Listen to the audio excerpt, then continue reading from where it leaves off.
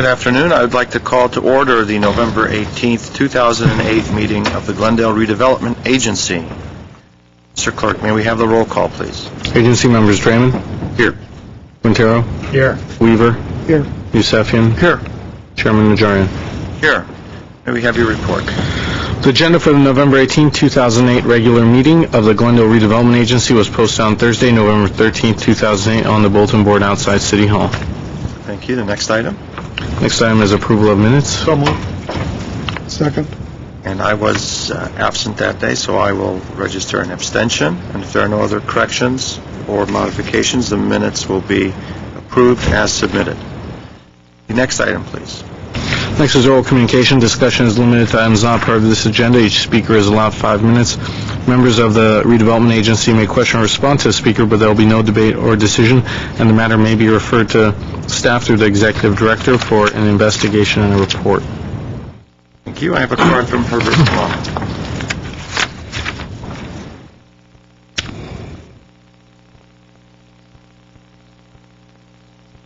Good afternoon, members of the Redevelopment Agency, city staff. My name is Herbert Molano. I'm here again on my advocacy for more transparency, especially as it regards to the project that the Redevelopment Agency undertakes. Last week, I came, and the week before that, to try to understand what the actual results of the investment, the huge investment the city made with regard to the Americana. And whenever I ask these questions concerning the return on the investment, we're told basically two things. No, the financials are not so important. That was not really what we wanted to do. We just wanted to ensure that we correct the blight or we promote additional commerce. But this agency paid a significant amount of money in consultants, and we spent week after week during those debates working precisely on the issue of the financial return. And so when I ask for, or we request as stakeholders, what is the financial what was the financial justification and what is the return, I'm not looking simply at the revenues. I mean, if I were managing CalPERS and were to give you a report and say, well, here is the gross sales of all of these companies, well, that's not going to satisfy you. You want to know whether they made a profit, and whether there's going to be a dividend or whether there's going to be a sufficient return, whether those stocks are going to grow. So isn't it normal for us to say, all right, here are the revenues, and here are the expenses, and here is the return on the investment? So we spent $77 million, in both property acquisition, and I think that much of that was at the conservative of lower of cost or market. So we gave Mr. Caruso $77 million. We are paying close to $4 million a year in principal and interest on the debt service. So why not include at least the interest and say, here was the investment, here are the revenues from property tax and sales tax, and then here are the expenses of additional police and fire and so forth, and here is our net return. I mean, it's a matter of providing the public a little bit of transparency, and if it comes out that we're losing $4,000 a day or $2,000 a day, well, so what? You can say, we are still providing a special venue for the public, and it's going to encourage additional development. But what stops you from basically providing clarity and honesty with regard to a proper financial statement on that investment? The revenues, property tax, sales tax, parking income, and then all of the expenses that pertain to that. Because I find a fairly significant problem with fund accounting. Funds are moved back and forth. Each fund is its own entity. But after a while, to find a report that properly reflects on that particular investment, we can get it. It's either, combined with other activities of the redevelopment agency, or those funds are separated by either the debt that service that we have. But in general, we don't find a single place where we can say, here is directly, on the direct income and expenses, here is the net return on this one. So that at least we can project that eventually, 10, 20 years from now, this thing is going to break even. But at least we accept it. We can say, all right, it is costing us $2 or $3 million a year, and the public should know. But then here are the ancillary benefits, other improvements, a better quality of life, whatever. but at least clarity with regard to the finances should be presented, because the financial justification was a major selling point given to the public. And that level of transparency, that level of honesty, albeit that it may be hard for you, I think it's a good step in the right direction to say, look, it's costing us $2,000 a day to keep the Americana open. Thank you very much. Thank you. I have no other cards. Mr. Starbird. Mr. Chairman, if you'll indulge me for just a second. Artie, my light isn't coming up. My button's down. It's on. My mic on? Okay. For the 8 years that we pursued the Americana project, I and the staff have been absolutely consistent in our comments to you about the fact that that project is not just about the economic returns. It may be convenient for Mr. Milano to constantly trot out his philosophy that this is about pure economic return on an investment. But we've been consistent throughout the 8 years of this project that that is not what this project is entirely about. The 33433 report that he references had to do with justification for the sale of property at the value that you received. It was not about economic return on the project. We laid out to you what we can give you currently about sales tax revenues, property tax revenues, and as I recall, Mr. Milano commended the report last week when it was before you. So once again, it's his position that this project should be evaluated along purely economic lines in order, frankly, to paint the picture, as he did in the beginning of this project, that it is not justified economically. And we have been consistent for 8 years that this project, in our view, and we didn't recommend it to you, purely on the basis of economic return. Thank you. Let's move on to the next item. The next item on the business agenda at 6A is Director of Development Services regarding proposed Glendale Place 6-story mixed-use retail office project with 5-story parking structure to be located at 435 Los Feliz Road. At 6A1 is motion approving Stage 1 design review, subject to comments, recommendations, and conditions from the city's principal urban designer and the agency. And at B is Director of Development Services regarding Mid-Brand Boulevard promotion plan. B1 is motion providing direction to staff on the work plan. That is what's before you. Mr. Yusefian. Mr. Chair, as per advice of our city attorney, I would like to let you know that I had a conversation with the owner of the project. They showed me the design and asked me if I had any questions or any remarks about the design, and that's the extent of the meetings I had. Just thought I'll let them know. Okay. Has the city attorney opined that such contact should be disclosed? I know in the public hearing. In the quasi-judicial matter, yes. In a matter where you're looking at exercising your administrative or legislative function, it is not as important to this. And the legally, it's not required that you disclose those conversations. Oh. I'm not suggesting it certainly is a bad thing to do. In fact, it's probably, if you want to err on the side of caution, you would do so. But the requirement in the law is that you base your quasi-judicial decisions on the matters that are before you, and not on ex parte or off-record conversations. And as a result, if you have those off-record conversations and you haven't received information that you might think is important, you should disclose that in the quasi-judicial case. This is not this is a situation where you're looking at Stage 1 design, not considered to be quasi-judicial. You're not applying the law to the facts in this kind of a situation here. Okay. Was there anyone else who would like to err on the side of caution and disclose any communications outside of this meeting? Also talk to the... As did I. Anyone else? Mr. Weaver. Yes, I missed one. Page 5, you got photos 5 and 6 reversed. I missed that one. Thank you. Okay. And Mr. Chairman, Mr. members of the Lansby, why agency, if I don't you can. take over. This is a design review. It is Stage 1, which is our initial design. We're looking at massing, site planning on that. This is a project, this is a location that was previously entitled with a housing project. That developer has since sold the property. It is now being proposed as a mixed-use commercial project. We're quite excited in this current economic environment that there's somebody that's wanting to go forward. You haven't seen a design in a while, and so with that introduction, I'll introduce Senior Administrative Analyst Elena Bobolian to introduce the project and the development team. Elena?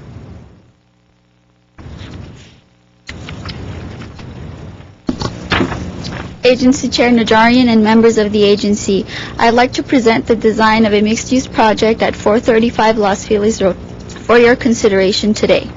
The project will be located on a 2.1-acre site bordered by Los Feliz Road, Gardena Avenue, and Fernando Court in the IMUR zone, where a mixed-use project is allowed. The project sits on a unique site within our city. Its location at the Los Feliz underpass marks an entry point to the city of Glendale from Los Angeles. As such, the project involves bold elements in the overall building design, which the architect will present shortly. The proposed building is 6 stories tall, with approximately 175,000 square feet of mixed-use development, which will include a grocery market, a day spa, restaurants, retail uses, and medical and general offices. Parking for the project will be provided in a 5-story parking structure with 717 parking spaces. The parking structure and the main building will be attached with direct access from each floor from the structure. Given the unique site adjacent to the railroad tracks and industrial uses, the project provides a balanced mix of urban land uses. At this time, I would like to introduce the project team to you. Dr. Kyung Koo Cho is here representing Avalon Land LLC, the developer. Steve Kim, the principal with design firm of KDI, Kim Design International. And Rodney Kahn, consultant to the team, who will provide the next part of the presentation. Thank you. Thank you. Thank you very much. Good afternoon, Chairman, agency members, and city staff. My name again is Rodney Kahn, and my offices are located here in the city of Glendale. One of the things that drew us to this site, it's an excellent location. We have Costco and Best Buy and retail shops with restaurants to our west. We're also about a block south of us is the Glendale Transportation Center, which has the light rail, the B-Line MTA. Between this project, a project directly east of us, which is the Equity Residential Project, Glendale Memorial, and some of the housing projects that have been approved around the Transportation Center, this area of town is becoming quite a hot spot and quite a place to be. It was mentioned on this site, it is a 2-acre site. Currently, there are vacant industrial buildings, older buildings, that have sat vacant for many years. Dr. Cho and his associates purchased this property. They saw a great opportunity to bring this new center into the city. Our architect, Steve Kim, the ownership group, and myself met with staff on several occasions, one related to design issues, but we also met related to some of the transportation issues or traffic issues. It's a very busy intersection, very busy part of our city. What we were able to do was place our driveways, place our entrance, ingress, and egress to our parking area off of Fernando Court to the west, away from the busy intersections. We also have dedications, street dedications, of 8 feet along Gardena Avenue and 5 feet along Fernando Court. And also at the terminus where Fernando Court and the railroad right-of-way exist, we're putting in a cul-de-sac. So all of those traffic improvements will take place, which will help traffic in the area as well. A couple more comments, and then our architect will walk you through the project. We have recently completed a parking demand study. We're currently processing a traffic impact analysis, and we've recently brought Impact Sciences on board for our environmental, to complete our environmental document. I'll conclude my remarks. I think Phil touched on it. I think it's a very exciting project for me personally right now, not just because of the location, but because of what's going on in our economy and our environment. And this is a project and a building that will provide jobs that will provide new retail sales tax revenues that will increase tax increment. And these gentlemen are wanting to start this project tomorrow and are in the position to do so. So that's saying something now, especially in this type of an economy. I'll conclude my remarks. If you have questions, I'll be happy to answer them. Otherwise, I'll turn it over to our architect, Steve Kim. Okay, Mr. Kim?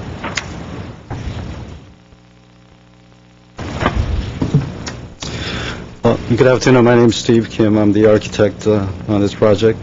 Basically, we're proposing 6-story, one-level subterranean, and with the 5 levels above ground mixed-use complex, about 175,000 square feet. The project consists of, get a mic.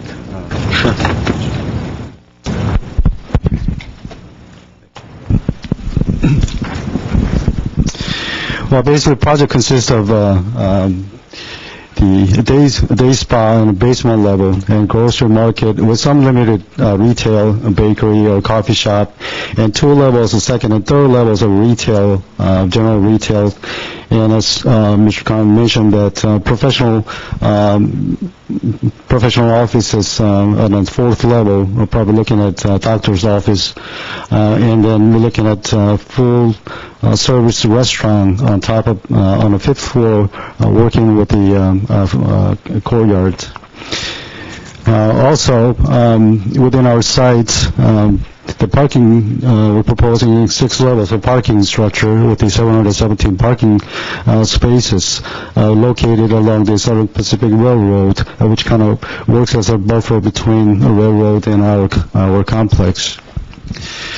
When we started working on this project, at the beginning, there were a few design challenges we were faced with. First of all, the project location. As you know, since this site is the very first site people will see or experience as coming from the Los Angeles area under the path. You know, we felt that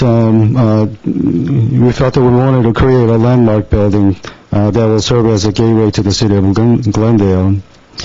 But on the other hand, because it is a first site and it is some distance away from the center of the town, and we are building shopping mall, we need to do something to draw people to our site, especially this is being located in an industrial area. And we felt that we need to create some excitement, exciting design to draw people to our site to the center. A funny story is I used to work for an architecture firm here in Glendale as a head designer about 20 years ago. That's when Design Review Board was launched very first time, headed by my former boss, Chuck Walton. At the time, every project I was working on involved was very conservative, detail-oriented at the time. So when we started working on this project, thinking that we need to come up with some very conservative, some detail-oriented design. However, discussing with the redevelopment agency, I quickly found out that I was very wrong, and that Glendale has changed since then, and I'm so happy for it. So last several months, we have been working very closely with the redevelopment agency, as well as other various departments, going through a few design changes, different schemes. Now I think that we have a design that we are proud of, and the city will be very fond of. Yes, it is a bit of a bold statement, a bold design with the glass screen along the Los Feliz and Gardena Avenue, with the corner with almost building size water feature. But I think we need to do something to working it as a landmark of the landmark, as well as the try to do something exciting to draw people to our site.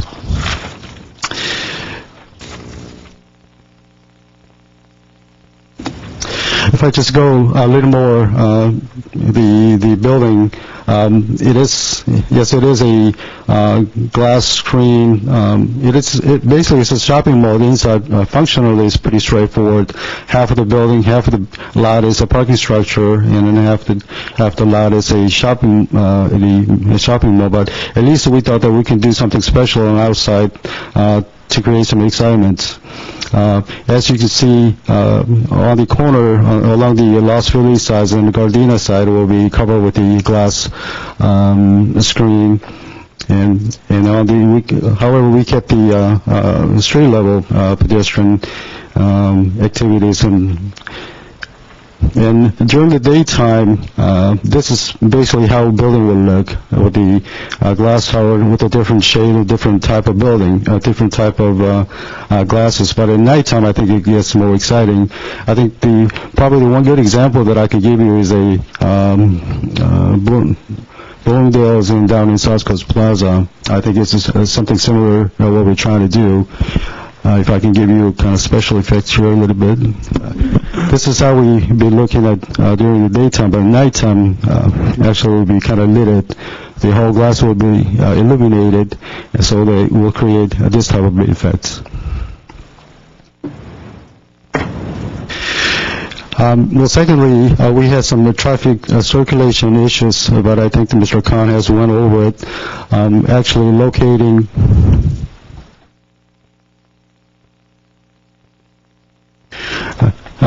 the major entrance and parking entrances away from the major intersection, that will minimize the traffic congestions, as well as creating a cul-de-sac in front of the entrance, which will give us a easier accessibility. And also, as Mr. Conley mentioned it, we'll be dedicating 8 feet along the Gardena Avenue and 5 feet on front of the court sides, which will help the traffic flow more easily. And also, I think we are creating the grocery market, and grocery market involves with the trucks in the loading area, and then we're talking with the Department of Transportation. We have located the loading dock off from Gardena Avenue, which will work very nicely on our design. Well, finally, I think that try to make this building green as possible was one of our goals at the beginning.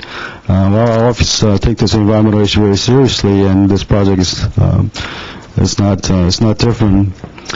First, energy efficiency building. We try to make this building energy efficient as possible. I think, as you can see from our building sections and the rendering of the inside, we try to bring a centrally located atrium in the middle of the complex, so that mostly common areas and hallways will be lit with the natural lights. And within this area, a light sensor will be placed, so that whenever there's inefficient lights, then the sensor will trigger and turn the lights. So I think what basically we try to do is try to save this energy as much as possible by introducing a daylight in the good section of our building. And also, I think that perhaps it is a bit early, but we'll be talking with our electrical, mechanical, plumbing engineers to come up with a system that will conserve the energy as much as possible. For instance, I think that we'll be talking water efficiency system, which will incorporate such as drip irrigation system in it, as well as a low flow, high pressure plumbing system in most of our public toilets. Lastly, we have included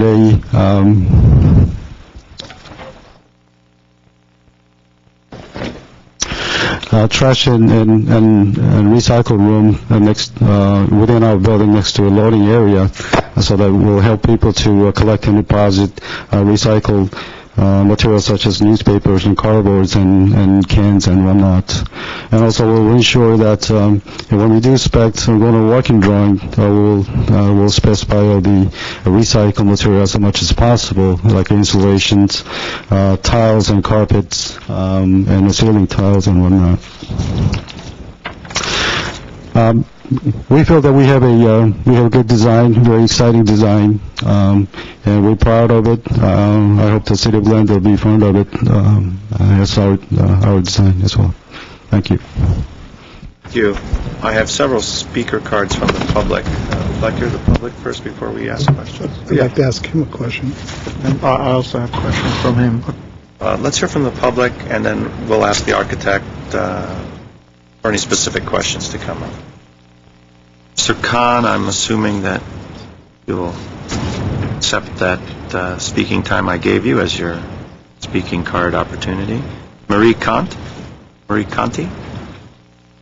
followed by Annette Carr.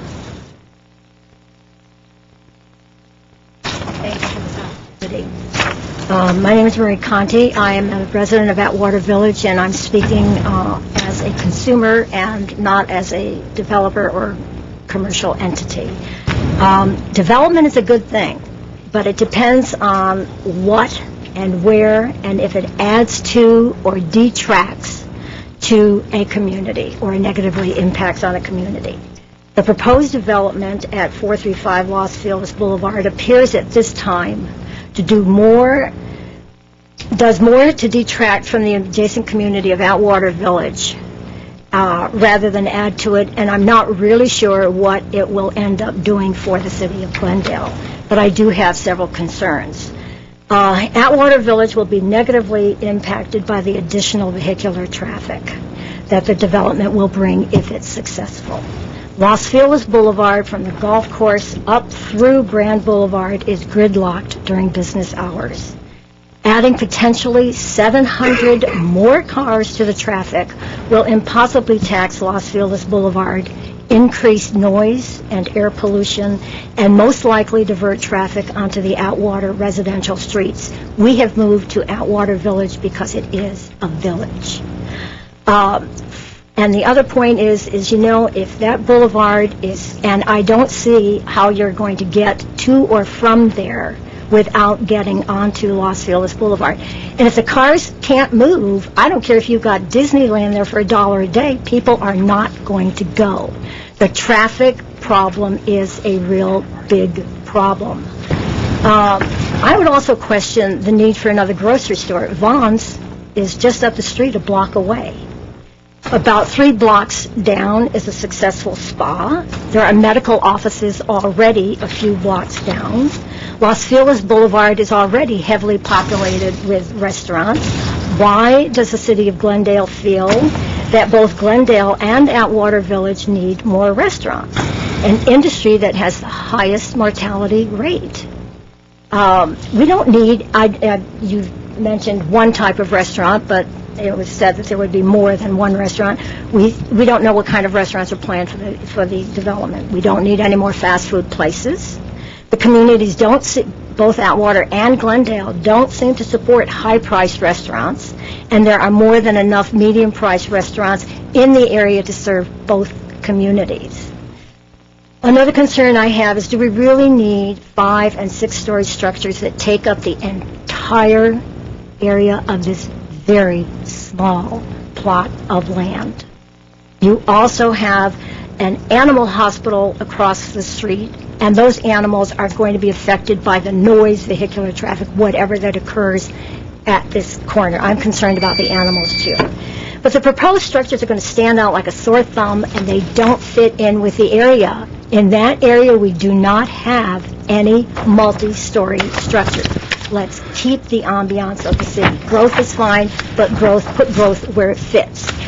Thank you, Ms. Conti. Okay, if it's appropriate, may I leave a copy of my statements with you? Yes, you can hand that for part of the record. Thank you. And we'll have that on the record. Mr. Draymond. Yes, Mr. Chair, I just have a question of the speaker. Ms. Conti? Just to... Ms. Conti? My only question is, when you introduced yourself, you said you were the president of... No, I said resident. Oh, resident. Thank you. That was No, my just a question. resident. Oh, you said president of Atwater Village, and I didn't know what that was. I wouldn't either. So thank you. I may be looking for work, so you never know.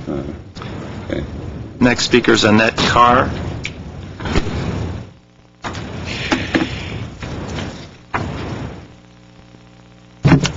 Hello, my name is Annette Carr. I'm a resident as well of Atwater Village. And I would like to go on public record requesting that the developer do a full CEQA report addressing the existing traffic issues and how the developer plans to mitigate all the measures regarding the impact of more increased traffic that this huge project will have on Los Feliz Boulevard and San Fernando Road. I also want to bring to the attention of the City of Glendale that CEQA requires cumulative impact analysis, and that under the guise of the San Fernando Road redevelopment project area, several new projects are already in the works without any regard to the current traffic problems. We currently have a new housing project slated to open soon on Mira Loma, and also the project on the former Algemax restaurant site within 2 blocks of each other at the intersection of San Fernando Road and Brand Boulevard. Both projects will be using San Fernando Road to enter and exit. If you've traveled down San Fernando Road lately toward the city of Los Angeles, you will more than likely have experienced a traffic nightmare during the day. Public safety comes to mind when issuing building permits along San Fernando Road, because within a quarter mile of each are the Los Angeles Police Station and a fire station. If commuters are already in gridlock, how will these agencies be able to access this overburdened 4-lane high street in times of emergency? In the fall of 2009, the Los Angeles City College will be opening a satellite campus expecting 3,000 students to attend at San Fernando Road and Fletcher, which will add to the current gridlock problem. I'm asking the City of Glendale to do a traffic study on San Fernando Road and to take into serious consideration the existing traffic problems before issuing any new building permits along the San Fernando Road corridor. The City of Glendale has invested deeply in the Americana, but if people are sitting in gridlock traffic, it will certainly discourage them from going there. Thank you very much. The last card I have is from Mr. Andrew Garston.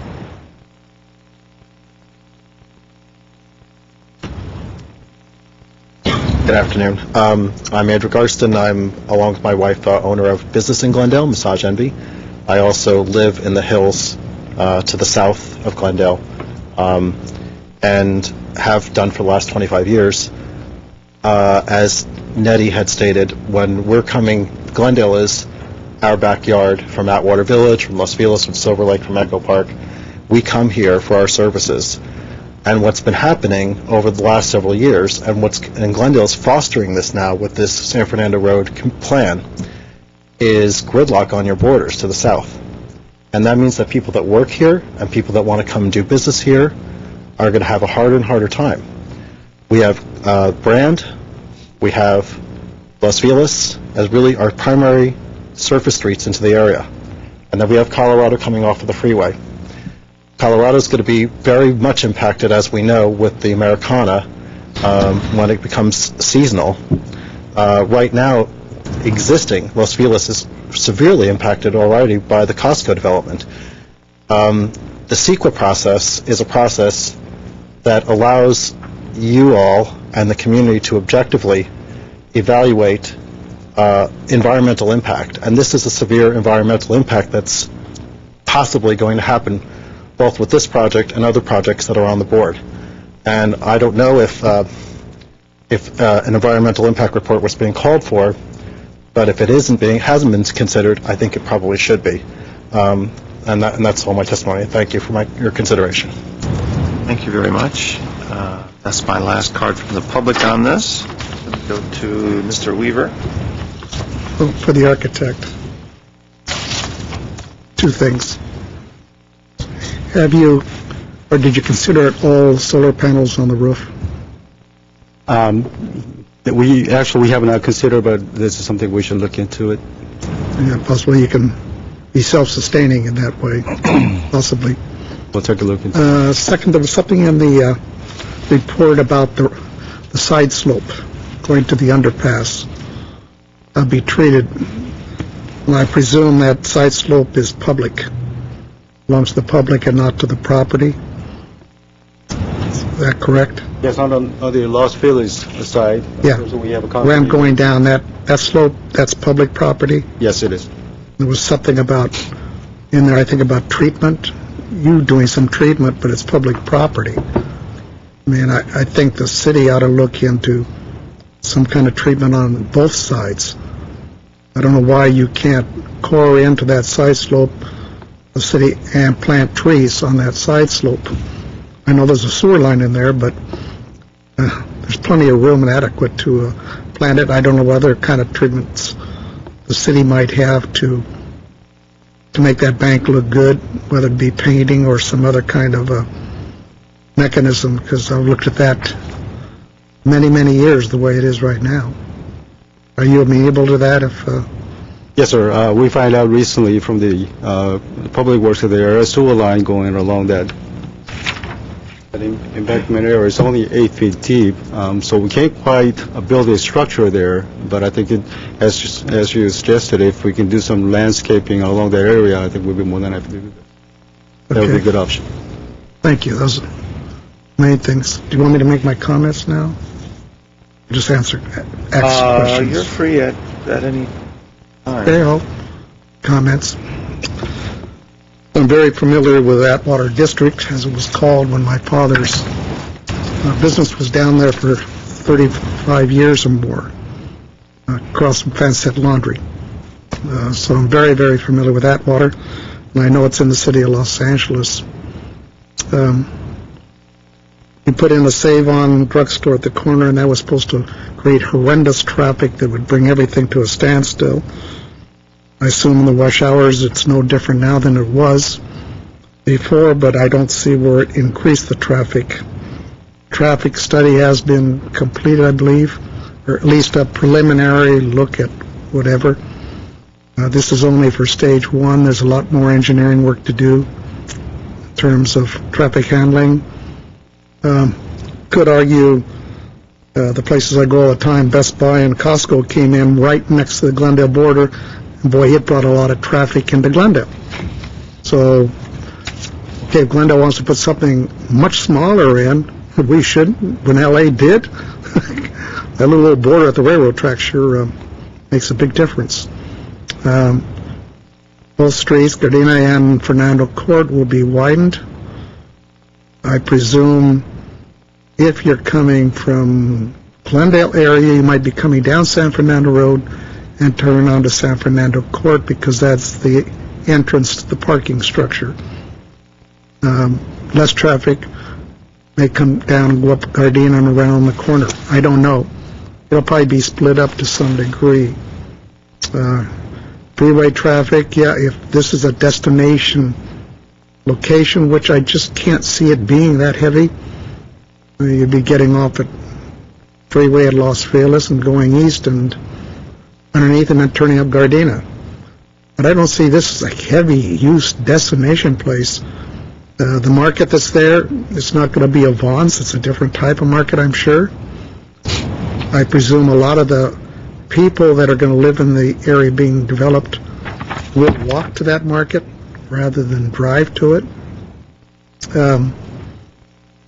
I think this whole corridor down there that hasn't changed since I was born here is going to change over the decades to come. You look at that area now, and it is deteriorated. It's nothing. So we don't. If the owner of the property chooses to put this in and meets the code's requirements, why should we tell them, well, build another residential? Then we'll hear complaints about too many residents in the area. You can't deny everything. I personally think the design is nice. It fits in that area. This is not middle of downtown Brand. I like the idea of being able to park on the level and go directly into where you want. Skylights bring natural light down in. Seems like in the core down there it's going to be very open. Get an airy feeling that'll be conducive to coming down there. So overall, I like it. I know this is only stage one and there's a long way to go on it. So I'll be voting to support the phase one. I've read the comments by staff, a little more work. I don't know how much more they expect. If part of the work is that bank, that's public, that's us, not them. And I don't know where else you'd put the loading docks. I don't think you want to put them on Fernando Court, where all the traffic coming into the building is located also. So I'm comfortable with it.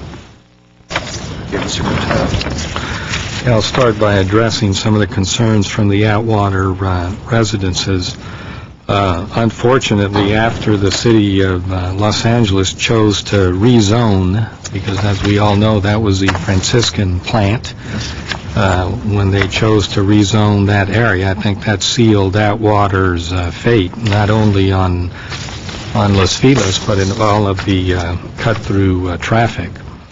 But I don't think that this project, while it will certainly create some traffic, I don't think incrementally it's going to make that much of a difference, quite frankly, because Costco and Best Buy and the surrounding little restaurants there in that parking lot, I think that,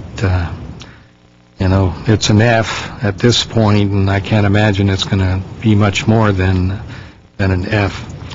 But what we're trying to do in this neighborhood, as I think Atwater residents are aware of, what we're trying to do is trying to change the character of the neighborhood. It's a neighborhood in transition, and I say in transition using the term lightly because we have really empty buildings just all over the place. So there's a lot of underutilization or just plain empty buildings. I think this is the right project in the right location.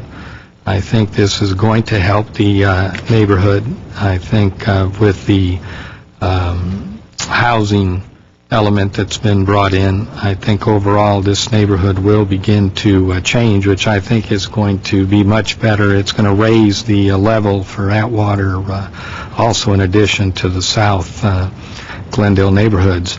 I'm also convinced that being one block from the transportation center, not only is the state pushing this type of activity, the federal government is pushing this type of activity, I'm also convinced that perhaps some of the older clients, whether they come from the Valley or Wilshire Boulevard, they may wind up taking the train. It's going to be very convenient to take the MTA there and get off in one block, and you're at the location. So I have a feeling that there will be quite a bit of activity around the transportation center. And then I look at this project as more than just a retail outlet. I really look at it as kind of a cultural center with family activities. There is going to be a food store. There's going to be a restaurant. There'll be medical offices, which I think will tie in with Glendale Memorial that's so close by. So I think from a commercial perspective and neighborhood perspective, I think this fits quite well. And then finally, in terms of the architecture, I think it's an excellent design. I think this is kind of what this neighborhood looks like. It's somewhat industrial, somewhat warehouse-ish, and I think this retail center kind of blends the activities that will take place with what this neighborhood has always been. So I'm very, very enthusiastic about the architectural design, the open spaces, the fact that they're going out of their way to try to make it a green building. I think that's very important, the recycled materials and so forth.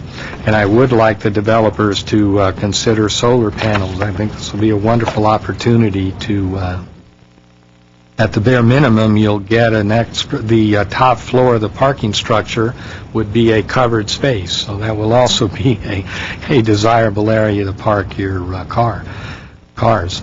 But working with Glendale Water and Power, I'm sure we can come up with some good designs for you, and it's going to be commercially feasible if you do include the solar panels. So all in all, I think this is a great project for this area.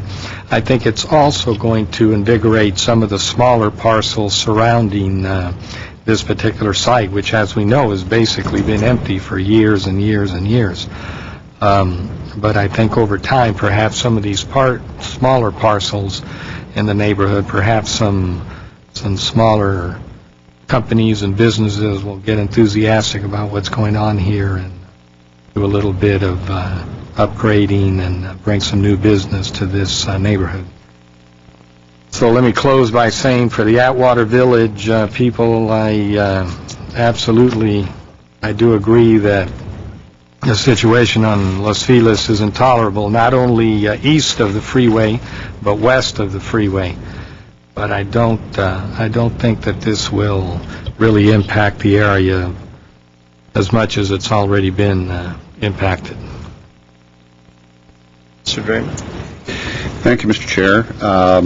I have a couple of questions before my comments. One, Mr. Lanzafame, do we have, you know if there's a photo existent that we can hold up? I mean, if it's, I don't even remember if it's in our packet, of the existing site as it looks today? Mr. Chairman, members of the agency, I believe there are existing conditions, pictures of the existing condition in your packet. Yes. It is the page 4. Mr. Lanzafame. Would you like to hold it up?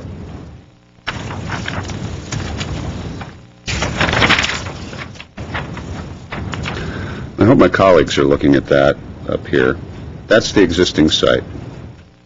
That, folks, is one of the current gateways to our city. And that's been the condition of it for, as Mr. Quintero points out, quite some time. Actually, it's cleaned up. Actually, yes, that is considerably cleaned up, as photographed there. Under threat of prosecution. And that's a good point, because just to get it to that point has been under threat of, yes, as one of my colleagues, couldn't pick out who said it just now, under threat of prosecution is how we've been able to get that site even looking like that. That is a gateway to your city. That's the gateway to our city, where we've spent a considerable amount of money, time, and investment of our city's anticipation of regrowth. That is our gateway. I would tie to that that's one of the things that appeals to me about this project is the design. It's an innovative design, and it's an innovative concept within an innovative design. The other question I have, other than that image, is maybe Mr. Khan can let's take this one more time. What's the primer on traffic flow in and around this project, parking, entrances and exits, as it relates to the concerns expressed by the residents who are concerned about traffic on Los Feliz? Certainly, Agency Member Draymond. First of all, to make it very clear, there was a comment made about a CEQA report.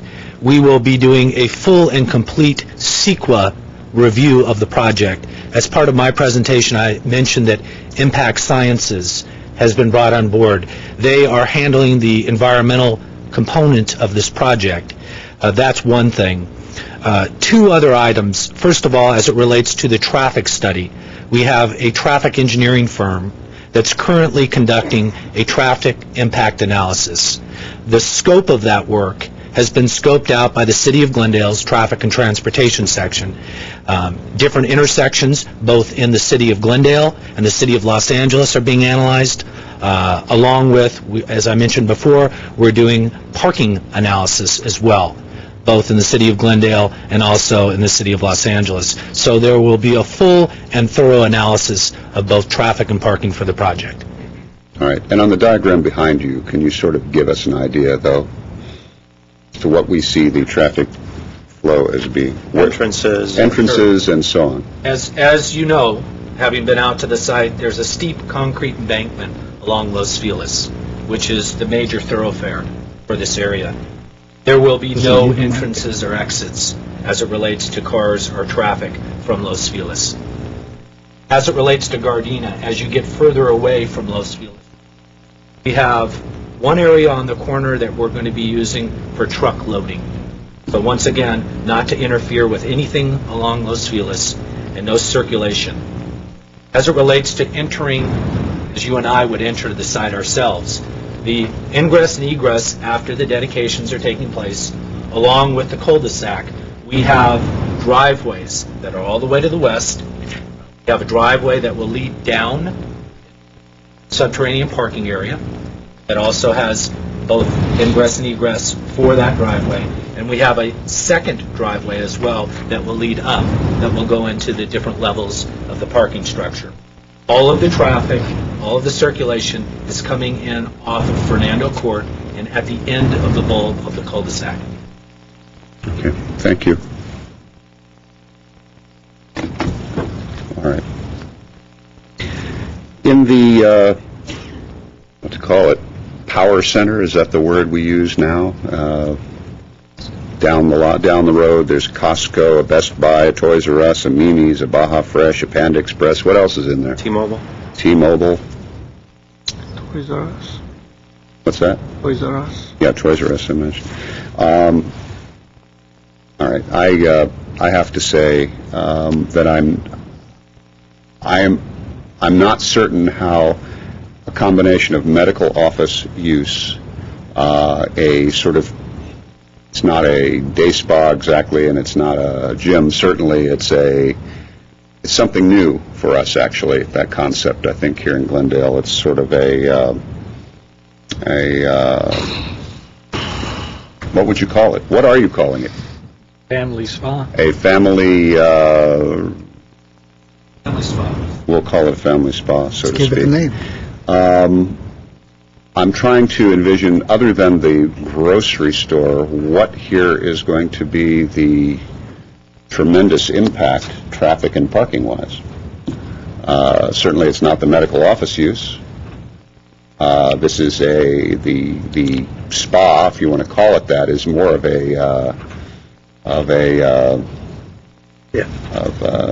mean, it's not a gym, so I'm not seeing a heck of a lot of traffic bustling to and from on Los Feliz to go there. I think the market is the main thing, and I just don't see the market as being anywhere near the kind of impact or adding to the impact of this center that is existent on the former Franciscan pottery site. So for now, I'm willing to go forward at this point, and we'll see what CEQA turns up. We'll see what that turns up, and we'll keep an eye on the traffic issues and other issues, neighborhood impacts. But for now, I'm willing, Mr. Chair, to go forward. Thank you, Mr. Draymond. Mr. Yusefian. I have a couple of questions from the architect.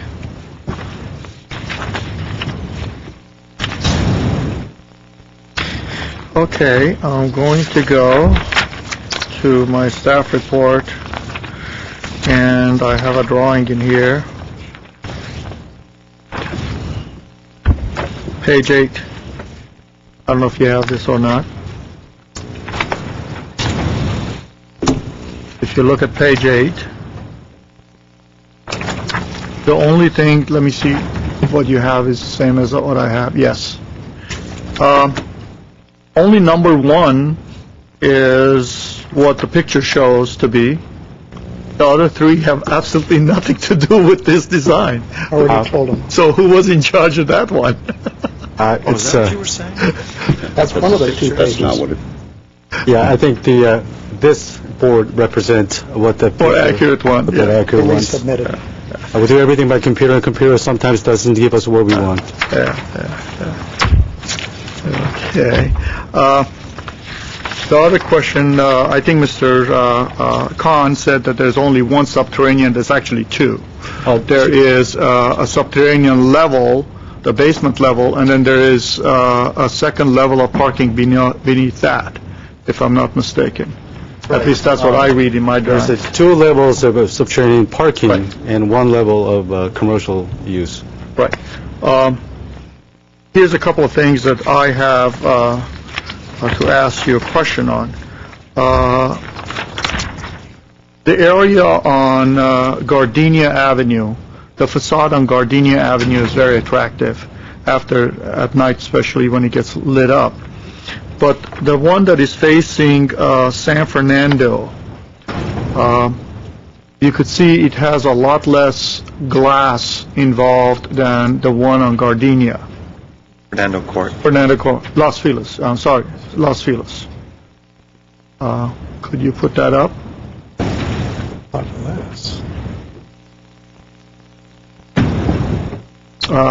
the other one. Yeah, that's the one.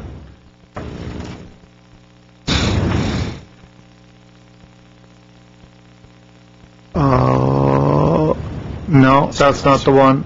That's the back and the other side. Put the facade on. Okay, there it is. There it is. Okay, so on the bottom is Los Feliz. Correct. Okay, and on top is Gardenia.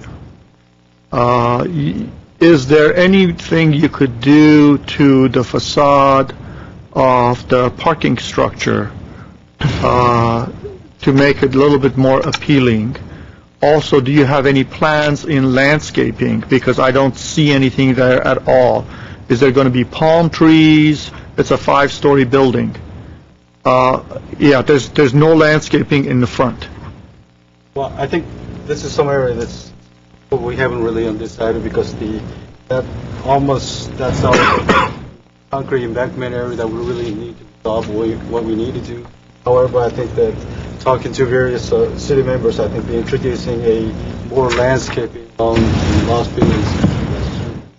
Right. Would you need an encroachment permit in order to do the bump out? Yes, we do. You need an encroachment permit to do the bump out. I'm fine with the bump out, and I think you need to get an encroachment permit for that. And the reason I think landscaping, if you did palm trees there, will be very important due to the fact that palm trees do not have very deep roots, so you will not hit your sewer lines that are, 8 feet below that. Also, I agree with Mr. Weaver. I think you need to do something to the concrete facade of that the area that is going down. Yes. Concrete right. Embankment along the Los Feliz right, area. but you're going to do something on the bump out. But for the rest of it, I just had to go to Anaheim for something over the weekend, and I see a lot of the freeway bump outs that are put in there. What they've done basically is a lot of decorative type of concrete work that has been either stamped into there or additional rock faces or the fake rocks they put in, but they basically have created a design with colors and so on and so forth and attached it to it. So it looks much more attractive. It has some type of a design than just a plain old concrete face. So that would be very helpful if you did something on that side. It is the first thing you see when you come to Glendale. When you drive in, that's what you're going to see. Also, I see a signage on the other side, but I do not see a signage on that side. We're looking at putting... Yeah, you have a signage there, but as you're driving from coming eastward, you may want to think about possibly signage, yeah, because as you drive on Los Feliz, you're going to see that. I go to Costco a lot, so that's how I know. I know that place like the back of my hand, and I drive it a lot. So those will be my comments on this project. I do think that you definitely need to think about the solar panels. Okay. Cost of solar panels have come down a little bit. You may want to think about covering the top level of the parking structure. And if you want to see what it looks like, just go to Glendale College. And take a look at that. There are and you could talk to GWP. There are companies that do this, and they get you the money and so on and so forth through the grants that the state and the feds make available for that. And you would need to make some modifications to the building as far as the structure is concerned to handle the load on that. Otherwise, I think it's a nice building. I'm going to wait for stage 2 to come back with some of the modifications. I guess you will show us where there's more landscaping, and you probably will be a little bit more clear about that little encroachment by then, and possibly show us what that embellishments are going to be on that slope. Okay. Yes, sir. Okay. And so I'll wait for that, but in the meantime, I think this is good work in progress, and how does it feel to work for yourself instead of the... I can do some excitement stuff now. Oh, So good. I feel pretty good about it. All right. Thank you, Mr. Yusefian. My colleagues have stated a lot of my opinions, but I'll just touch briefly on some of the other issues. One of the speakers from Atwater Village talked about a CEQA, a full CEQA, and I think that is not something that the City Council has discretion to order or not to order. Am I correct in that? Well, depending on, we get it back from staff with a recommendation as to the level of The initial study, staff will review that and determine what level of CEQA review is necessary, whether it's a negative declaration, a mitigated neg dec, or an EIR. Ultimately, the lead agency is the redevelopment agency, and it will be essentially your call if you feel that the initial study is inadequate or doesn't demonstrate that what you believe is the appropriate level of environmental review. And I guess my point is, it's not something that is before us currently. We will receive further information from that. This is strictly and preliminary design to give the architect the ability to crystallize the design of a project so that you can have the project upon which CEQA can then essentially analyze and provide the appropriate level of review and recommend the appropriate document. Thank you. As far as the use as a market, yes, there is a Vons very near. There's Costco, which has plenty of food there as well. But I understand that this is going to contain many Asian items. So that is something that we do not have in that area. It will be a fresh change for the entire neighborhood. And I know we have the HK Market Pacific. I'm not aware of any other significantly sized Asian market in Glendale, so this will bring us something new. I don't think any of the food uses are going to be fast food. I think they're going to be at least in the medium or upper medium level, especially anything that may go in on the rooftop. I envision that as a very nice dining experience with having nice views all the way around with hopefully some excellent Korean cuisine as well. Mr. Draymond pointed out that the use in the basement will be that of a spa, not necessarily the terrible 24-hour fitness that we all have grown to, perhaps that we've regretted we ever let into the city due to its severe impact on parking in the Mid-Brand area. So I think it is something more of a low turnover, more of a relaxing experience, something that we perhaps have not seen in Southern California, at least in the Glendale area, before. I do like the fact that there are going to be street dedications widening both Gardena and Fernando Court. I think that will help in the circulation.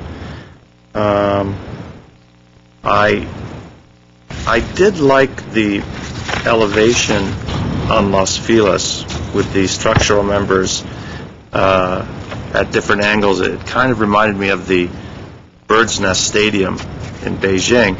But now that I look at it, that glass lit up from the back, similar to the Gardena elevation, may also be quite appealing. Continuing all the way around, especially in the evening, a very bright, that little special effect with the flashlight. I could imagine that times about, a million, would really be a beacon as you're entering Glendale. It is a very unsightly location right now. If you look up the term blight in the dictionary, that's probably what it really looks like. And this is what we're asking for. We're asking for developers to come in with the help of the creation of the redevelopment zone and to redevelop, to eliminate blight, and to bring in productive uses to the neighborhood and to the city, not just to the city of Glendale, but also to the city of Los Angeles. So I'm very excited that the doctor and his development team are willing to make this commitment to Glendale. Great water features involved. I think the traffic flow looks good at this point. Of course, we'll get into that a little bit later. the office space, the ancillary office space, the unique parking design where you can drive to the level that you want to and immediately exit parking and go straight over to your destination, I think will lend itself to a equilibrium within the parking structure, so everyone isn't jammed at the bottom, very reluctant to go to the upper levels. So I think it should work out quite well. I am happy with the design, and that's what we're here to do, is to review it at a design review stage 1, and I'm very happy that it's before us. Mr. Weaver. Some of the comments were made reminded me back, I drove Los Feliz before there was an underpass. When we were going down to Gladys McBean or Tamashatter to go to a restaurant that was open on the weekends. There wasn't much in Glendale, especially on Sunday, where everything shut down on Sunday, including the gas stations. So it was a different time back in the 40s. I'm just thinking, though, if we look at the slopes, I think we should look to the other side. I don't know what the cost would be. If we're going to beautify the one slope, then we ought to do the other. And then put a nice decorative sign up as you're going west down the ramp, says, you are leaving Glendale. And then one on the other side, you are entering Glendale. So they understand. But the other side will be in L.A. That's right. When you get to Costco, you're in Los Angeles. If we're trying to beautify, if this is a gateway, we talk about Glendale Boulevard that way. This is another primary entrance into the city and out. Thank you. Mr. Quintero. Yeah, I think that's a very good idea. Whatever gets done on the project side, we could try to somehow mimic on the other side. Okay. Come back to this during phase 2 or stage 2. And one thing I forgot to mention, as far as the trees are concerned, sorry, when it comes to buildings, landscaping is extremely important. I'm pretty sure Mr. Walton has probably drilled that in your head. Nevertheless, as I saw the designs, I know in your computer it's putting in whatever you have in your little computer, but you may want to look at, because of the height of the building being about a 5-story building, you may be wanting to look at some palm trees on Gardenia and some more on the other side. You need to add some kind of a landscaping, so it's not just the building alone and concrete. You got to put something out there that gets up a little bit more than just 10 feet. You know. Thank you. If there are no other comments, we have a motion before us. Move 6A1. Second. 6A1 is moved and seconded. What's comments? With incorporating all the comments and direction provided by council. Let's take roll, please. Agency members Draymond? Yes. Quintero? Yes. Weaver? Aye. Yusefian? Aye. Chairman Najarian? Yes. The next item is 6B, which I think you read into. I did. They want to get those out of here before we start. Big pictures. We'll let them. We'll take a short pause in the action. Yeah, Lane, go ahead and get them out of there. Right on. Went to Berkeley. Yeah. The nerd went to Berkeley. Architect. UCLA. It's a double jet. That's in the Pirates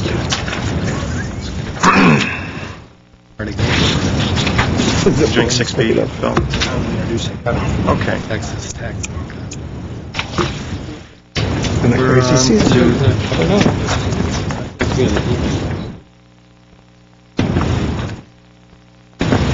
Okay, let's move on to 6B, Mid-Brand Boulevard Promotion Plan. Mr. Chairman, members of the agency, you had asked staff to look, with the opening of the Americana, you had asked staff to look at ways that we might start to promote the mid-brand section of the downtown, how we might capitalize on people entering Glendale, visiting Glendale, and drive them further to the north. Much like we did with the Montrose work plan that we presented to you earlier this year, Ken Hitz has put together a similar plan for Mid-Brand that goes through some activities and some projects that we might pursue. There's also a history of what we have done. So with that, I'll introduce Ken Hitz to take you through the plan, and of course, we're here for questions. Good afternoon, Agency Chair Najarian and staff members. Leading up to and following the opening of Americana Brand, the agency has been concerned about its impact on Mid-Brand, Boulevard, and emergence. You asked staff to identify prospective actions to take to bolster this historical and vital business district. As I mentioned in my report, Mid-Brand is generally referred to as the area from Broadway north to Lexington and can include adjacent blocks. I provided a summary of items that have been mentioned as activities to consider in an effort to enhance the 100 to 300 blocks of North Brand. This list was compiled from comments by the Downtown Glendale Merchant Association, agency members, commercial brokers, and merchants with no affiliation with the Downtown Glendale Merchant Association. Of the 32 items suggested, they can be organized into 8 broad categories: business attraction, marketing, capital improvements and beautification, signage, parking, events, merchant assistance, and a category of other. I've included some background on past agency-funded projects along with some of our current economic development initiatives and a potential work plan for agency members to consider. Key objectives we should consider are to reinforce and position Mid-Brand as a shopping and dining and entertainment district, attract and retain an optimal retail tenant mix, increase visitor foot traffic leading to increased visibility and sales, decrease retail leakage, attract visitors through events, and finally, provide sufficient source of general fund revenue to the city through retail sales tax. So with that, I'd just like to kind of present the plan and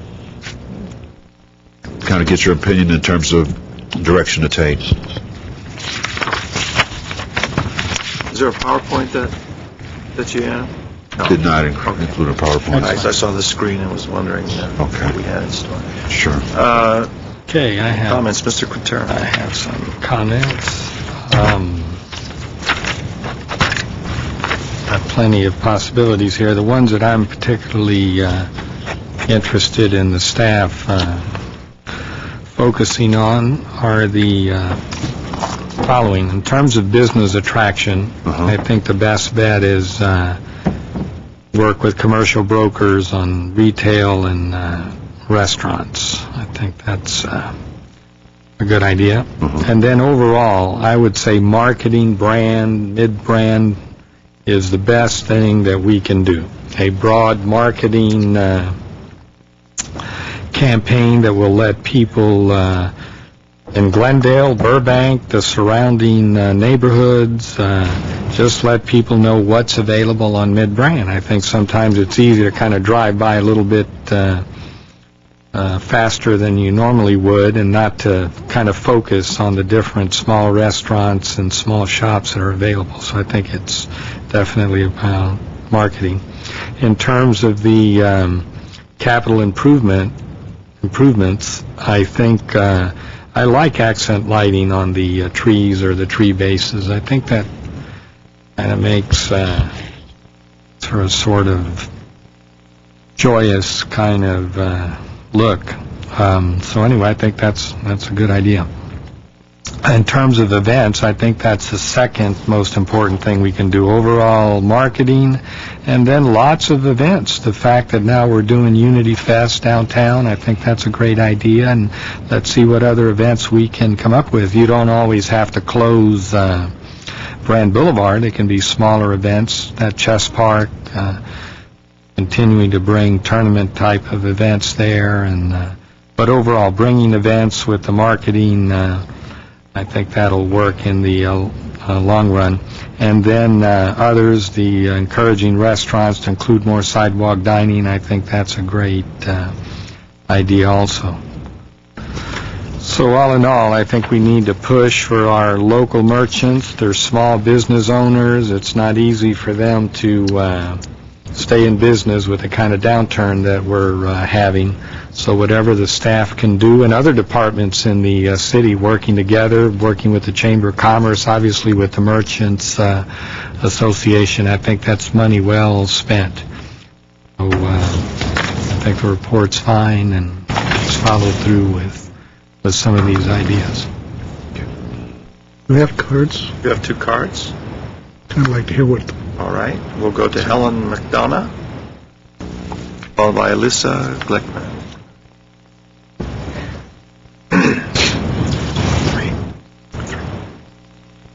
Good afternoon, everyone. I just want to make a comment about establishing or looking into establishing a bid to help the business district. There's five or six of us, I would say, right now that are very active in the Downtown Merchants Association.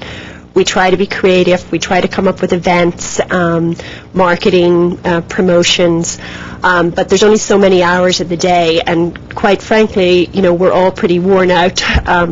It's been a very busy year. We've accomplished a lot, but there's many, many merchants that don't, and small businesses that don't contribute at all. And I think having a bid, at least if they're not going to physically participate, maybe we can get them to financially participate. So that's something that I would like for the city to look into.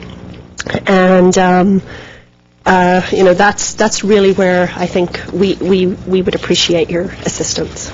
Thank you. Thank you. Lisa?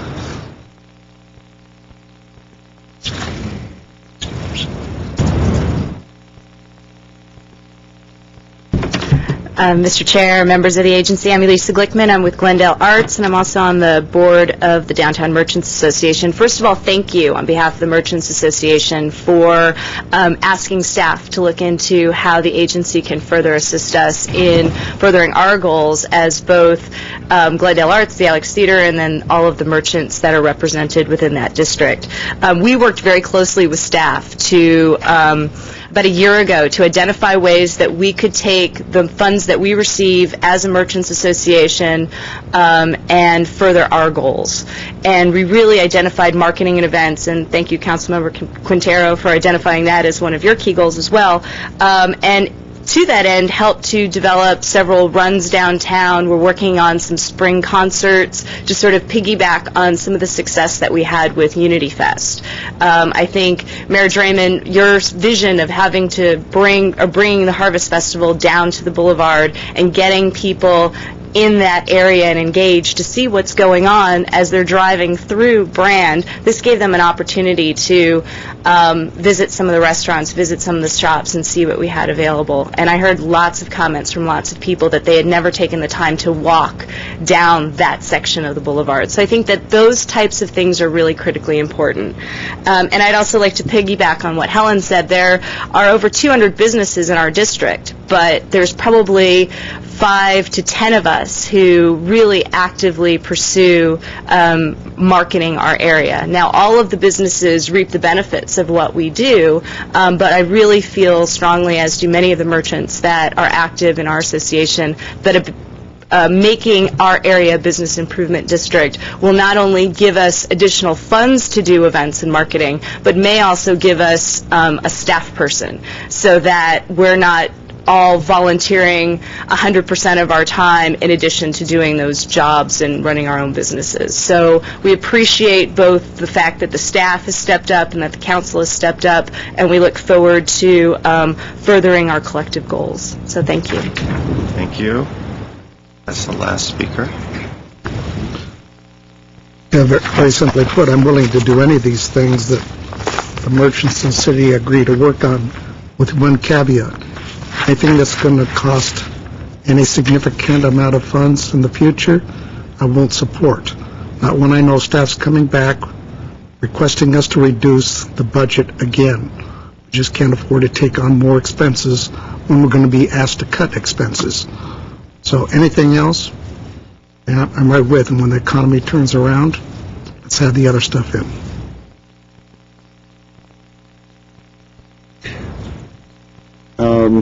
Yeah, I have some comments. And that was it. My time is up. That was great. Well, first of all, there is, under the category of business attraction, hire a consultant to conduct retail market analysis. Why? What are we looking for? Well, traditionally, what I've observed is other areas that have been successful in their retail attraction efforts, oftentimes they have a retail specialist that comes in, takes an entire look at the demographics, the leakage, tenant mix, and they basically look for the optimum opportunities to attract and retain and those retailers that are national credit tenants to those areas. So I thought I'd include that as part of this. Well, let me ask a question then that branches off of that. Through our development department, what do we normally do in terms of retention and attraction, retention of existing business and attraction or creation of new business? What exactly are we doing, and what do we have in our bag of tricks right now? Since that, to me, is a critical aspect of development. Mr. Chairman, members of the agency, Mr. Draymond, first, the first thing that we wanted to do was hire Mr. Hitz.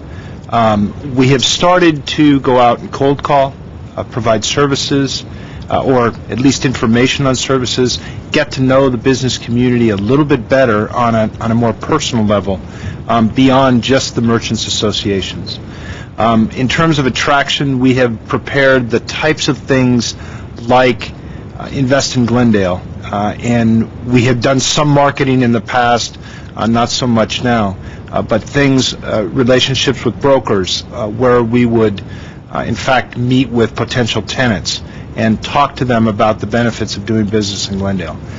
It's been more of an informal program, and that's part of this, part of the ideas for this are, I should say, some of the ideas for this are part of a larger program development that we would like to bring forward with the economic development program, to have some strategic goals for attraction, retention, and create some tools. And the reason I ask the question is because it relates to hiring a consultant. I don't think we have any idea as to what we want that consultant to do, other than to talk about it in terms of this is what we would like, and we'll rub our magic lamp, and hopefully a consultant will pop out that will tell us.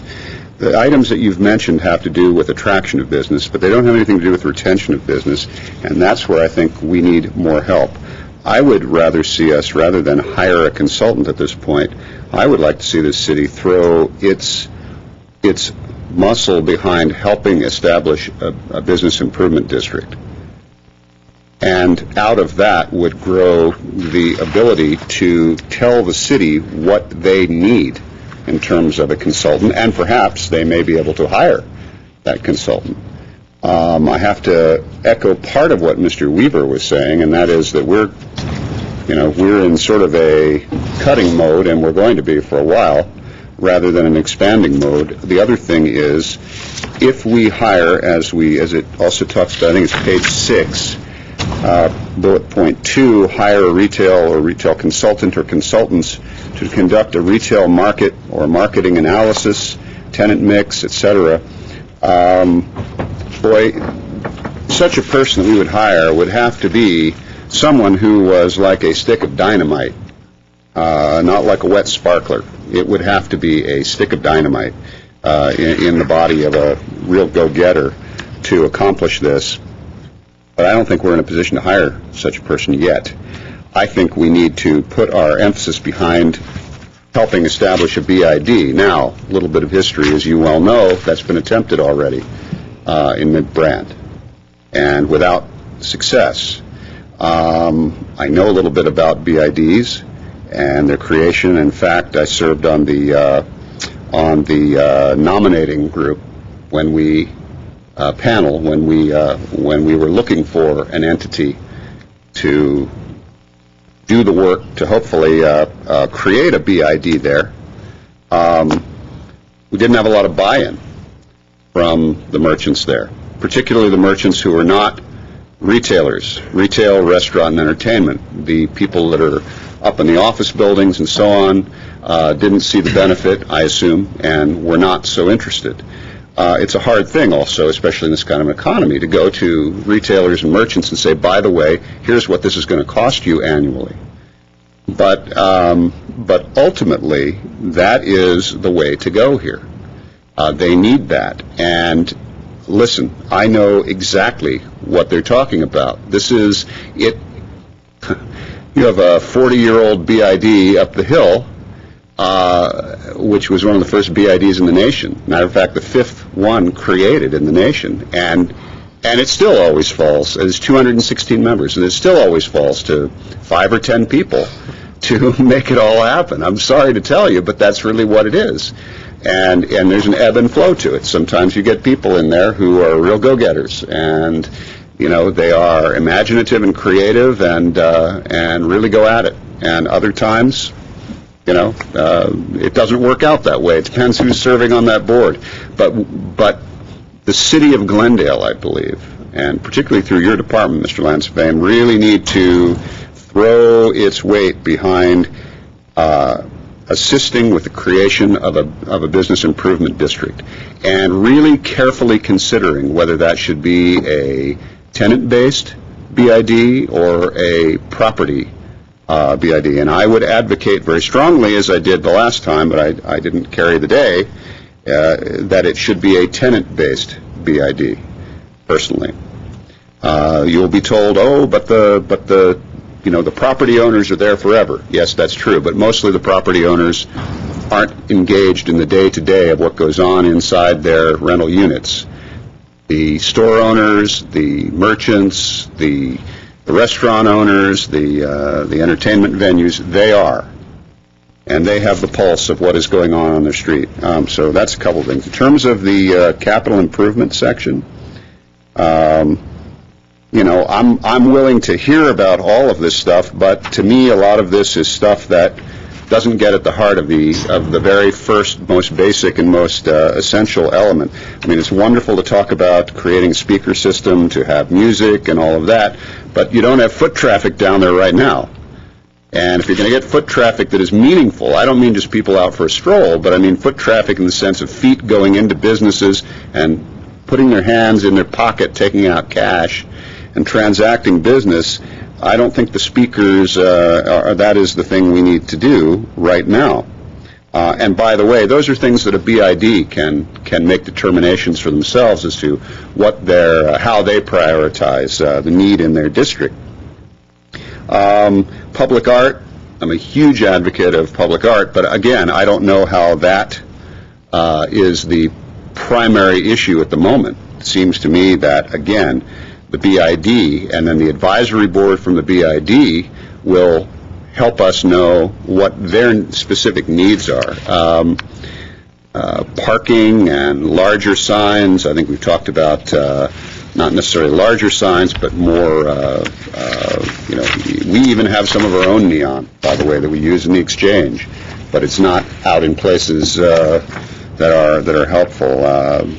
Is this a euphemism we have here under current retail market environment? As noted in current economic news headlines, the retail industry is undergoing an adjustment at a national, regional, and local level. An adjustment wouldn't be the word I'd use. I'd say it's devastating for a lot of our small retailers. And we need to, I think, focus on the key 1, 2, or 3 elements that are really going to help them the most in mid-brand. And I'm not sure that all of these other things, though they are interesting and helpful under the best of circumstances, I don't think we're there. And I think we need, again, come back to BID, BID, BID. To me, that is essential. And then I think that brings me to my rant, but I love mid-brand, and I love the idea of community in our city. It's my big issue. I mean, it's the thing that I think is one of the most lacking elements right now in our city, sadly. You can do all you want to the downtown area, mid-brand, but until you get the public going down there feeling that I want to go downtown because this area, I just want to see what's going on there. I have a free hour. I want to go down there. That's why community events are important to be there. I mean, we need to get our public, we need to train our residents to reacquaint themselves with the idea that they belong in our mid-brand area, in our downtown. We've worked very hard over the years through a lack of attention to that, to train residents from all over the city to go elsewhere.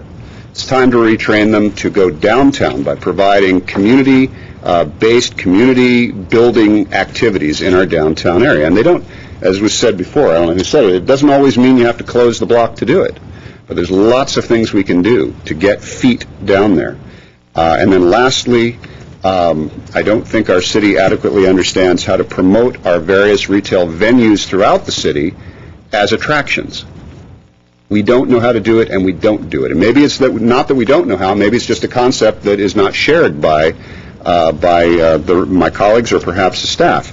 And that is that mid-brand is a venue, and we don't market it as a venue.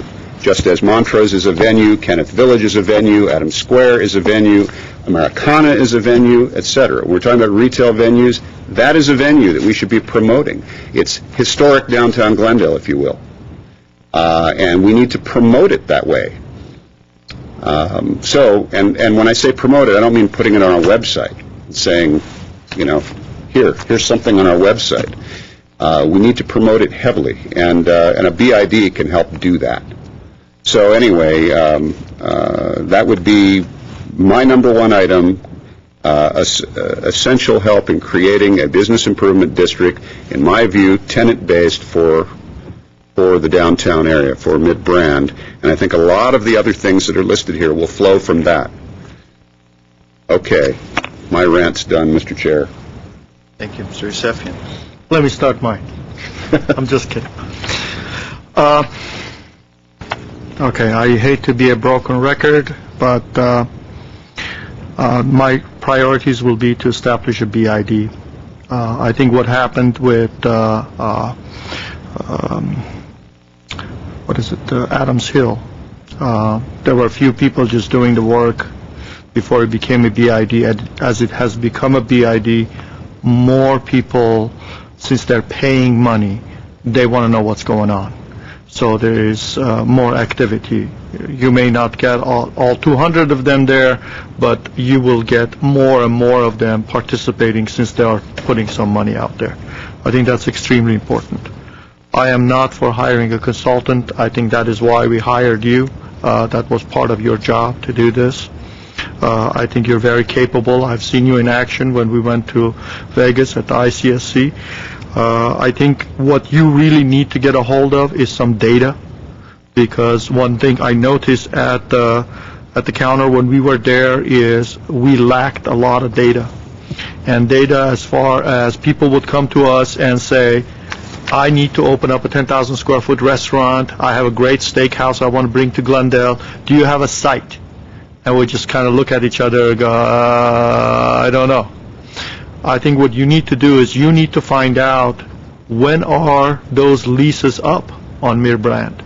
Who owns those properties? And when do they come up?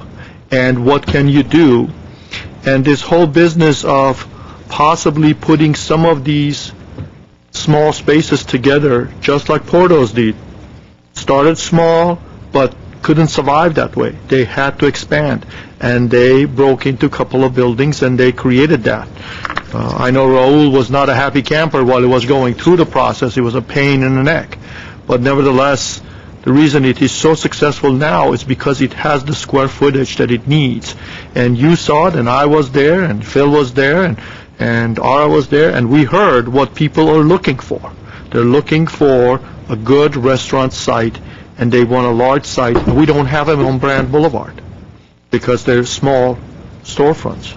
So you need to find out the information before you can go out there and attract them. The business will come to the city if they have the sites. If we don't have the sites and everything is leased up and you can't get anything for the next 5 years, why am I hiring a consultant? What is it going to attract? There's no place for them to go. We only have a 2% vacancy rate. Right, so that's what we need to find out. The rest of the stuff, I'm not going to repeat. I agree with what Mr. Draymond says. I mean, he's right. We need to go to Mid-Brand, and that's a venue. And we need to say, this is the area. We also need to involve Alex Theater a little bit more than what we do. We do not plan things around Alex Theater. You could include, that's a venue itself. But you could have an event there that will spill over into Mid-Brand. In many cases, solution to some problems or challenges are not just money. It's some innovative way of thinking, and also talking to the people who are actually there every day. And I'm glad that you are stepping out than just the association and going. You should walk the boulevard, go and talk to every single business owner, and I agree with him. Tenants. Talk to the tenants. They're the ones who are paying the lease. So you need to talk to them and see what is it that they would like to see to go there. Art is a very integral part. I mean, when you go to Seattle, I don't know if you've ever been to Seattle. At one point, they used to have the little different decorated animals. You know, there was a pig one there, there was a cow another year, and in here, even I saw the angels, and they had the angels. Some artist goes out there and designs them, and different communities go and put in there. And we need to find out who some of those artists are, what is one of their latest art projects they're doing, and maybe they can show some of their art projects, because people like to do something that big, and that's what Seattle does. There would be an artist who comes in and does this, and different corporations pay for some of these animals to be decorated a certain way, and they put it in each block, and almost every block there was a different motif to the animal. But it's something that's an attraction. I was watching people standing next to him and taking a picture with a pig, including me, a chef pig, as a matter of fact. So it does attract, but you need to look for those artists. We don't have to create the art. We just need to find the artists who are just looking for cities who are willing to allow them locations, either on a median or on the sidewalks that are large. I also think that we need to do a little bit more outdoor dining, especially with some locations that do not have a front brand boulevard presence. Damon's does not have any windows that open on Brand. It is packed most of the time. Nobody can see it. You drive up a little bit, or you walk up and you look at Porto's. It has nice seating area outside. You drive by, you see hustle and bustle, and it's kind of inviting. You kind of drive by and you go, gee, I like to go eat there. There's a lot of people there, so the food must be good. Let me go there. We don't know that about Damon's, except the locals. We all know it's great, and great Mai Tais, but you drive by, it's a facade that's completely closed. So if they're not willing to put some windows there, then the least they could do is offer some outdoor dining service, because I've been there several times, and you have to stand there and wait for 30 minutes just to get seating. So maybe they can offer that. Those are the type of things that I think that will be helpful to activate the boulevard. So as you drive by, you go, wow, this is exciting. I must tell you, I was in Pasadena yesterday. Had to buy something. Even in this economic times, there's a lot of foot traffic on Old Town. They may not buy anything, but the restaurants were medium full. This was a Monday. So it's just, we need to work on it a little bit harder. You need to work on it a little bit harder. That's it, Mr. Chair. Thanks, and I'll be brief, because I know we have an evening meeting coming up fairly soon. One of the things I brought back to council and the agency after my May this year trip to Manhattan was the extensive use of their BID on Fifth Avenue. If you remember, I told the story. I saw these police officers and looked closely, and it wasn't NYPD, it was Fifth Avenue BID on every corner, making sure any bit of garbage was picked up, helping tourists, helping shoppers, either hailing a taxi or helping them across the street, whatever it may be. And I think that Brand Boulevard is no less important to Glendale than Fifth Avenue is to Manhattan. It is our signature street. It's our prettiest, perhaps one of our prettiest streets in the southern part of Glendale, below the 134 freeway. And I think we need to build on that. All these ideas that you've given us are very good, but I think they all are going to stem from creating this BID. So what I'd like to do, I know Mr. Draymond was made reference to it, but let's do a survey if we can and see how much resistance there is going to be to the BID. I've been a student of Mid-Brand for 20 years. I've had my law office on Mid-Brand or Mid-Brand adjacent since 1988. So every day, for at least an hour, maybe an hour and a half, I'm on Mid-Brand, excluding Sundays and Tuesdays when I'm stuck here at City Hall. And Mid-Brand has changed like you wouldn't believe. You look back at 1988 when I was first began studying Mid-Brand, compare it to today, I think you'll find a much younger type of patron. You'll find a much more creative type, whereas before it was a few stuffy financial banker types, maybe lawyers, bankers or those type of things, insurance people roaming the streets. Now you've got grunge, if you will, creative minds, whether they're doing computer work or entertainment work at Hollywood Productions, which is a great source of shoppers and customers for Mid-Brand. I mean, they flow down Mid-Brand all the way down to the Americana every day. So it's changed, and I think as the crowd is younger, it gives you a higher level of energy and perhaps a greater level to attract them, not just during the midday hours, but also in the evening hours. We can look into different types of uses, clubs. There have been a couple mainstays on Brand. Jack's has been there, pulling in the patrons.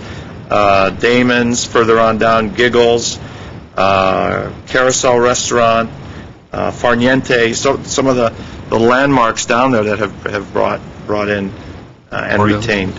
Porto's, of course, goes without saying. I remember when I didn't have to wait in line to get into Porto's. I could just walk right up and get a medianoche sandwich. So I think this will all flow from the BID. It'll give you a little bit of a budget, and it'll, I think, get some buy-in from the tenants. I think maybe basing it on the tenant population is better. They're figuring, well, I'm paying this darn fee or this stipend or this membership payment. Let me have a say as to what I think should go on in this boulevard.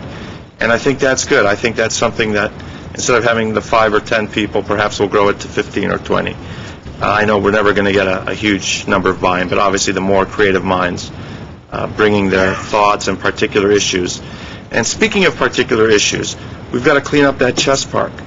The idea of parking in the parking garages and coming across, I went to Farniente on Friday night, and the diagonal parking was a mess. People stopping, waiting, they see a flicker of a taillight on a vehicle that's diagonal parked, they hit the brakes, and you've got a whole block of cars waiting behind as some little old lady, opens the trunk and puts her bag in and fumbles for her keys. And so when you do end up in the Orange Street garage, which is very convenient, you walk through that Chess Park. Sometimes there's some unsavory characters there, I must say.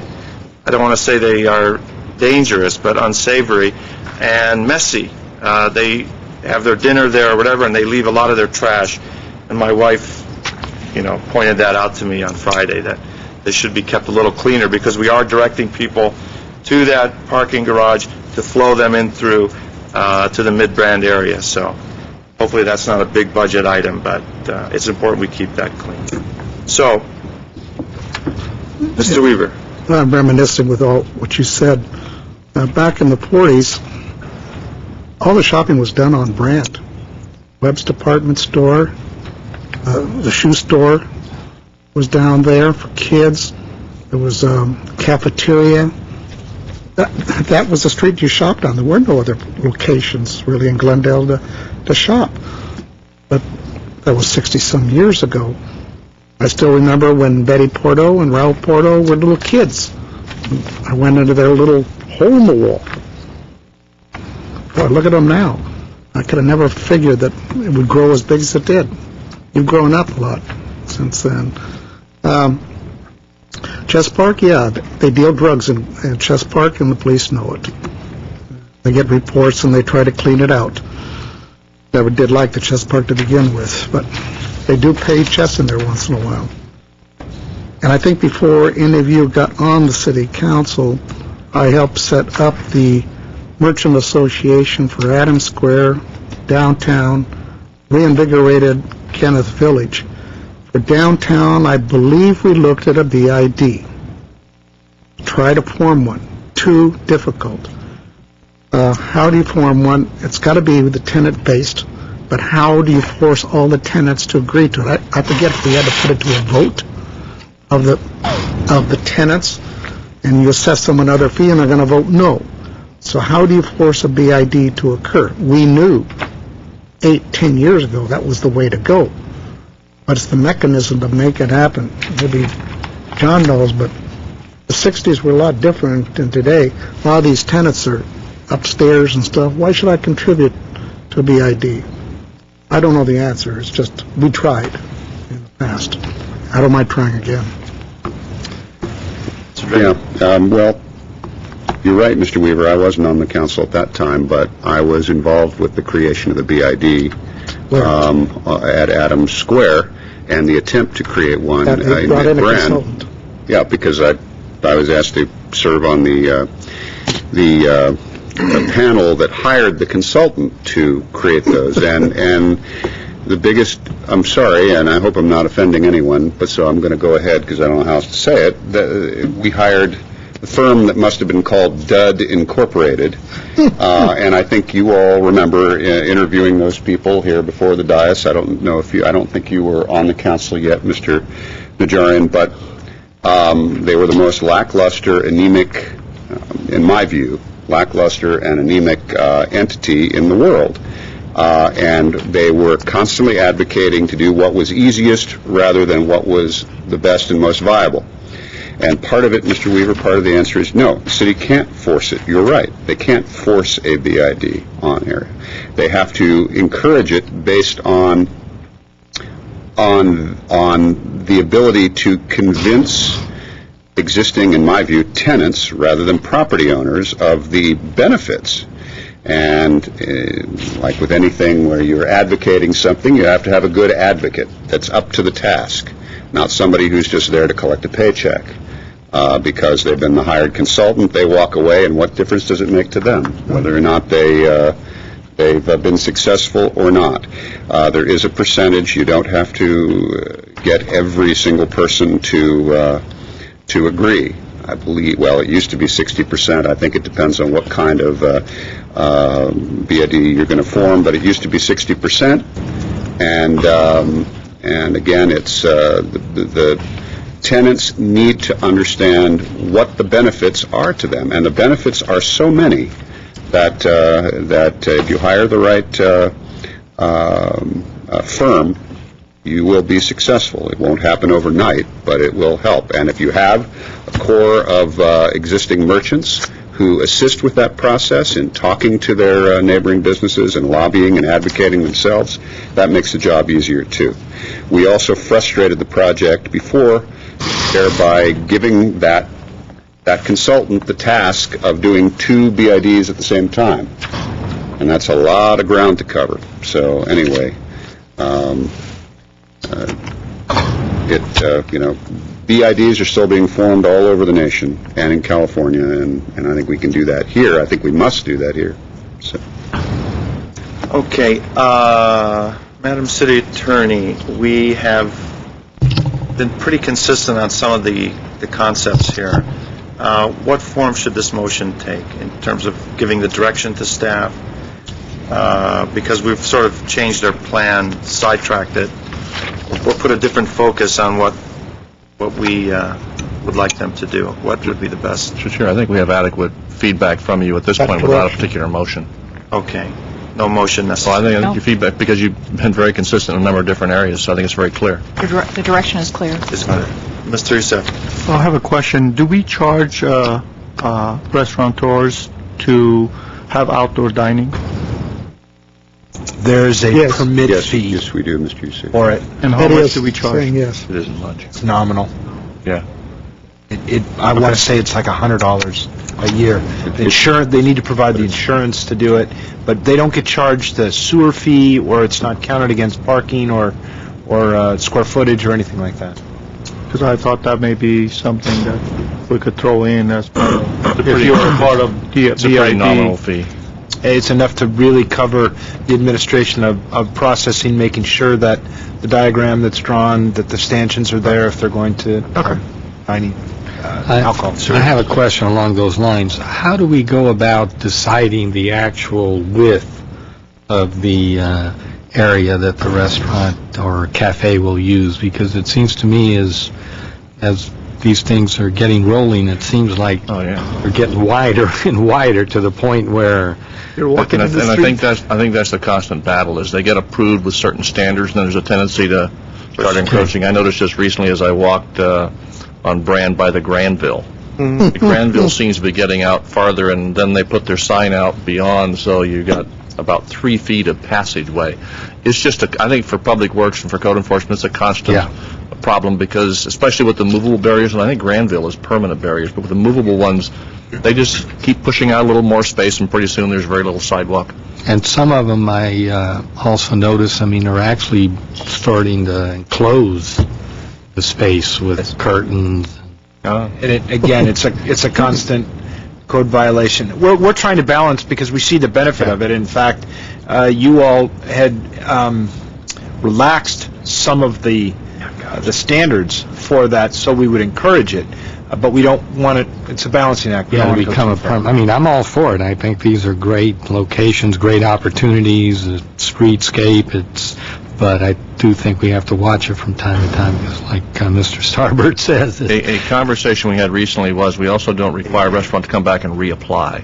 So once you've gotten it, unless we have a complaint or somebody notices a problem, we generally don't go back and make you reapply on an annual basis. But there needs to be a way of going back and checking periodically to make sure they're staying within the bounds that we set for them in the original permit. Or make the permit for 3 years. Yeah.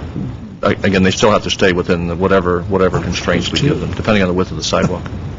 Okay. I think, as was stated, that staff understands our direction. They will be coming back to us. Next item, please. Is there any agency or member staff comments? Any comments? Will we adjourn? Is there a second? Second. We're adjourned.